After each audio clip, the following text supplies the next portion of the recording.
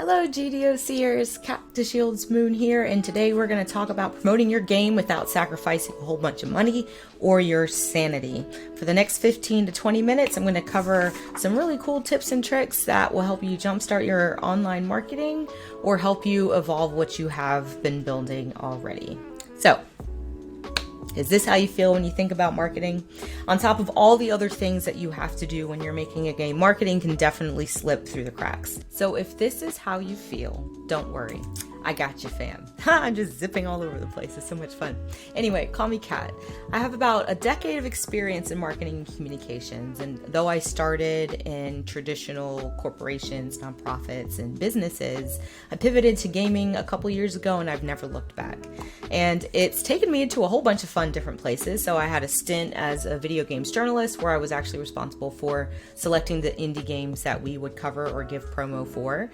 I did a brief stint as a marketing specialist that was with an agency exclusively for indie developers. I've worked with Hi-Rez Studios as an esports community manager, worked in esports with Skillshot Media as the PR and partnerships manager, and I just accepted a position at Schell Games to be their PR manager. So super excited for that. That's new adventures. Yes. Enough about me. Let's focus on you. So first, some things to avoid, like seriously. 1, spending a lot of money. You don't have to do it. I'm going to show you how you don't have to do it. Save your money. 2, getting started too late. You should have started your marketing yesterday. Like as soon as you committed yourself to working on this game is when you should have started marketing that game. And it's okay if it changes and you have different things that are popping up, if you have delays, it's fine, but you definitely need to start building your audience now. On the flip side of that, do not contact the press too soon. You only have one first impression. I'm going to show you how to make it your best one.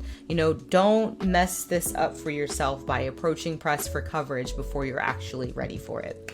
Another thing, your launch is not going to fix your marketing. Even though this is probably one of the biggest story points, in your game dev career, waiting until launch to start your marketing is a problem. If a tree falls in the woods and nobody's around to hear it, did it fall? No, yes. But no. And the same thing applies to your marketing. If you don't have any fans, it's going to be very hard for you to get some traction when your game actually launches. I don't want you believing this is impossible. It isn't. I'm going to show you a couple of things that you can do to get started today and tie it off with a 30-day action plan that you can download and use. Please use it. And we don't want you slapping babies from frustration. We just keep it chill. Marketing is not hard. It's not impossible. You just need to take it and boil it down into baby steps. So let's explore how you can do that. Today, I'm going to show you how to work smart, not hard. 1, make a thing and then repurpose it. So the daunting part of marketing is thinking that you have to create something new for every single thing that you want to do. And that's not true. A lot of great marketers out there find ways to repurpose one piece of content into multiple things. So, taking a video and then turning it into a podcast and then turning it to a blog post. That's an example of repurposing content.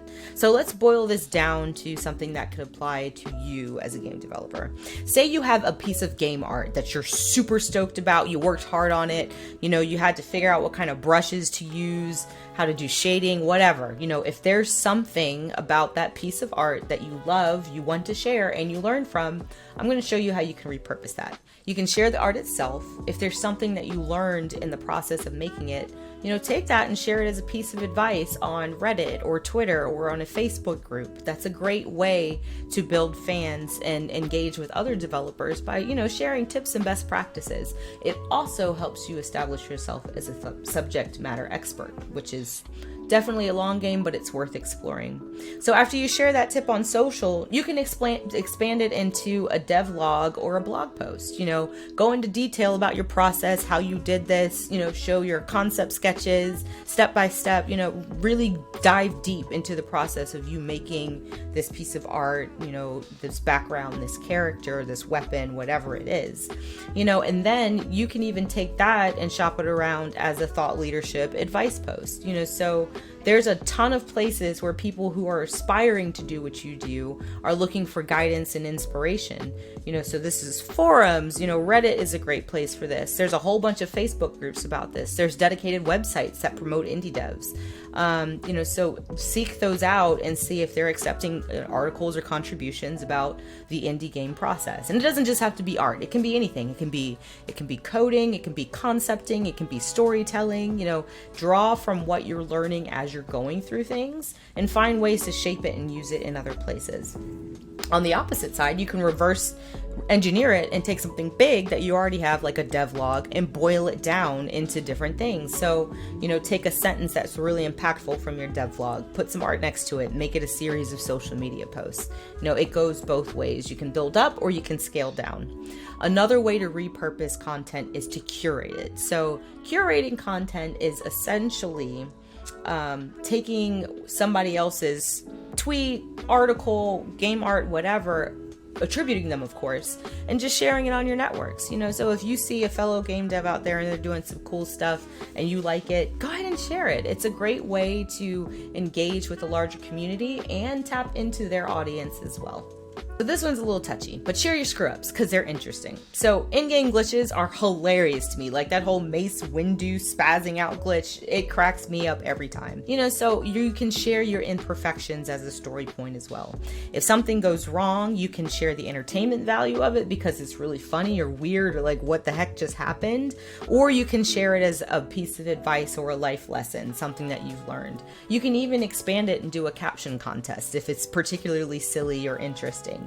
All of your content doesn't have to be promotional. It can be insightful and a little bit silly too. This is a big one. Engage your audience. So don't just throw words and things at them and expect them to care. You have to have a dialogue with them to get them invested in you and what it is that you're doing. So you can do this with polls. You can ask them questions about what should I name this character, or what color scheme do you think looks best? You can have caption contests like I just mentioned in the other slide. Fan art contests, be like, hey, how would you recreate this character? People love drawing and putting their own spin on things. Sailor Moon challenge, anybody? Ask Me Anythings are a great way to get out and talk to people. Ask me anything about developing a game as a solo developer. There's people out there that want to do what you're doing, but they don't know how. So this is a good way to kind of share your experiences, with a wider audience. So all of these methods, it's about engaging your audience, asking them questions, not just about promoting yourself and saying, hey, look at me, I'm Mr. Meeseeks, look at me. You definitely want to make it a two-way kind of conversation. And above anything else, if somebody takes the time to leave a comment on your thing or your post or your social or your video or whatever it is, take the time to respond to them. I know you're busy. I know there's a lot of stuff to do and a lot going on, but taking the time to respond to all of those posts, and getting to the point maybe where you can hire somebody to do it later is important, because that's how you build a relationship with the people who are looking to support you. Hashtag that thing on out. So on certain platforms, hashtags are going to be awesome for you.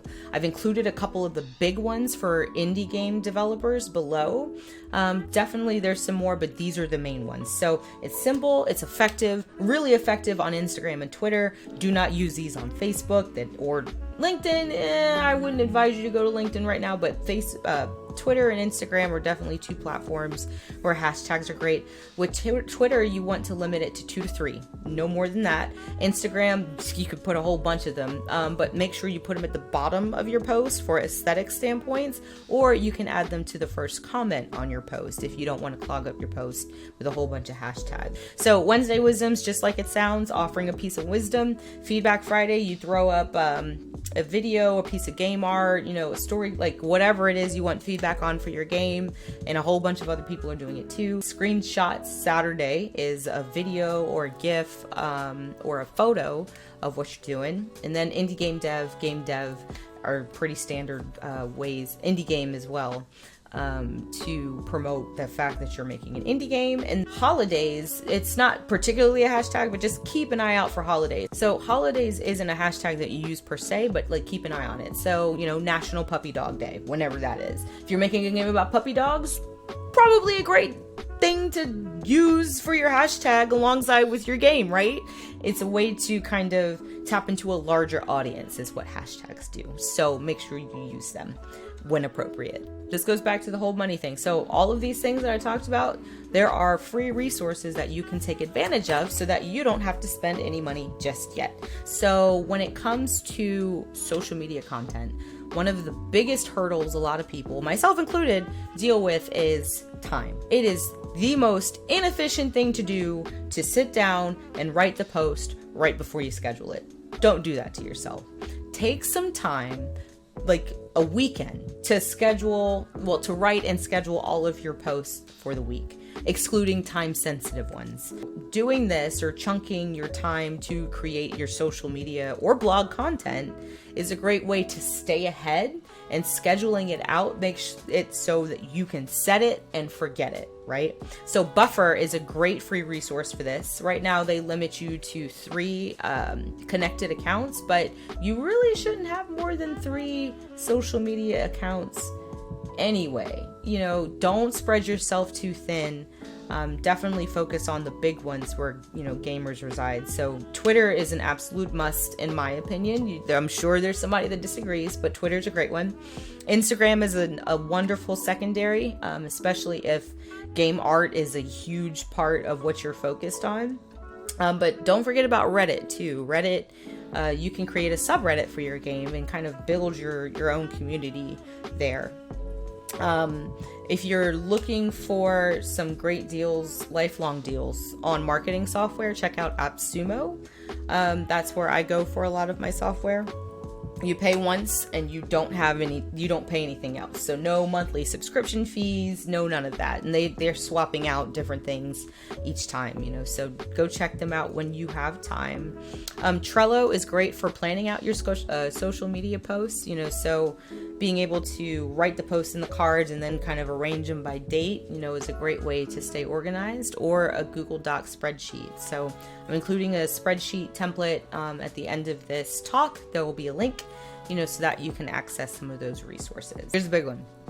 When it comes to approaching games press, do your research, be ready, because you only get one first impression. So as a journalist, I got no less than 200 emails a day asking for coverage for an indie game, or an update for an indie game, or hey, check out my game, or can you please cover me, or just wanted to let you know I'm working on a game. So it was for all different stages of the timeline, from I just had an idea for an indie game, can you please help me share about it, to hey, my indie game is out and I have a demo, can you cover it and give me some, promo for it? A lot of them went in the trash, for multiple reasons. Typo in the subject line. If you can't take the time to proofread your own email when you're pitching me, why should I take the time to take you seriously? And that might sound harsh, but it's absolutely true. The volume of emails and contacts that games journalists get, you definitely want to set yourself apart and put your best foot forward, because it's a lot easier to throw something in the trash than it is to go through all of those emails. So make sure you're spelling the person's name or publication correctly. You also want to do your research. Is this publication or is this particular reporter that you're reaching out to, are these games that they like? You wouldn't submit your indie game to somebody that only covers Overwatch. They're probably not interested. So make sure it's a good fit before reaching out. If you want some brownie points, go through the things that they've covered. It's definitely an ego stroke, right? So when somebody was like, oh, I saw your review of What Remains of Edith Finch, and I really love that game, and the way that you assess the story points made me think that you would also enjoy reviewing my game, so here's the link for your consideration, or the demo for your consideration. Won me over immediately.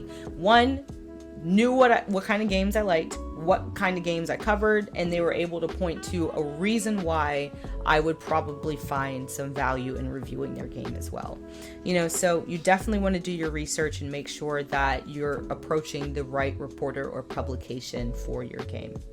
Engage with them on social is a great thing to do too, so follow them, like some of their stuff, comment, it's a way to start a conversation, so that it's another reference point when you're approaching Games Press. And above all else, if you have a demo, that is probably the best time to reach out to them, because now instead of just having a concept or an idea or some art, I actually have a thing I can touch and I can play and I can experience and feel, and that makes it a lot more concrete. So that leads me to my next point. If you have a demo, you have an excellent marketing tool. You just want to make sure that it's polished and ready to go. So let me tell you why this demo is important. 1, it helps you with Games Press. 2, you can go to conventions and conferences like this one and get some meaningful input from fans and people that are actually playing your game to either incorporate or completely forget. Some advice is good advice. Not all advice is great advice. Always be wary of scope creep. You can't take all the advice, but getting that kind of real-time feedback is always a good thing, and then you can put it on itch.io. You can get some additional eyeballs on it that way.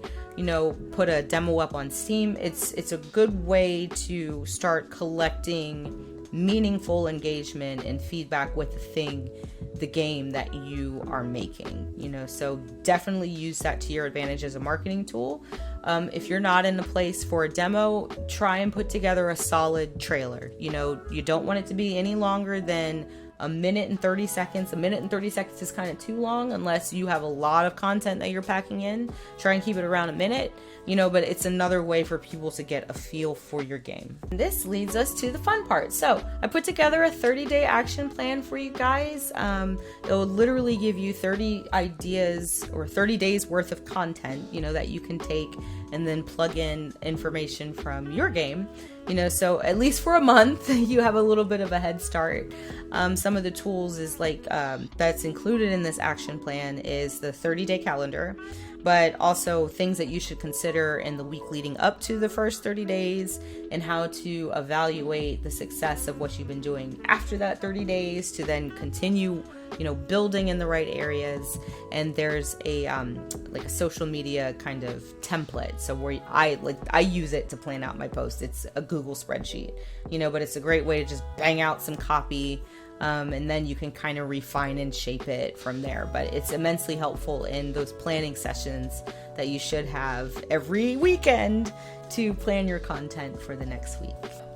You got this. I can't wait to see what you guys are creating. I'm super excited for the GDOC community, and I can't wait to experience some of your games. Let me know if you have any questions. My Twitter and my email address is below. Happy to have a conversation or answer any questions that you have. And I hope that now you feel a little bit better about promoting your indie game. So keep deving and good luck.